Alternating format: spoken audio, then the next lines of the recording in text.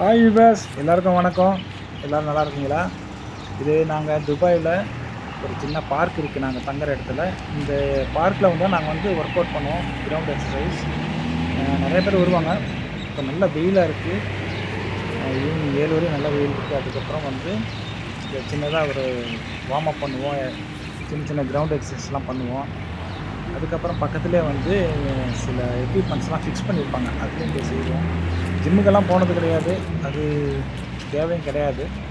இந்த ப்ரோட்டீன்லாம் யூஸ் பண்ணி அதெல்லாம் செய்கிறது வேஸ்ட்டு. அது வந்து நிற்காது அந்த உடம்பு. கிரவுண்டு எக்ஸசைஸ் எப்போவுமே நல்லது, உடம்புக்கும் ஃப்ரீயாக இருக்கும், ஹெல்த்தியாக இருக்கும். அதனால் வந்து கொஞ்சம் கவனமாக இருங்க. சின்ன அட்வைஸ், நம்ம கூட வீடியோலாம் பார்த்துருப்போம் நிறையா.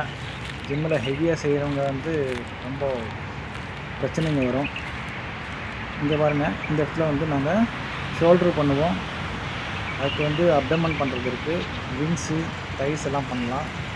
நெக்ஸ்ட்டு சைக்கிளிங் இருக்குது, இதெல்லாம் பண்ணுவோம். இந்த ஜிம்மில் வந்து ஹெவியாக பண்ணுறதுனால இந்த மாதிரி மசில்ஸ் பிரச்சனை, பிடிச்சிக்கிறது, இல்லை சுளுக்கு, சம்டைம் வந்து ஹார்ட் அட்டாக்காக வந்துடும். ஏன்னா அவ்வளோ ஹெவியாக வந்து தம் பிடிச்சி செய்யக்கூடாது, அது உடம்புக்கு நல்லதில்லை.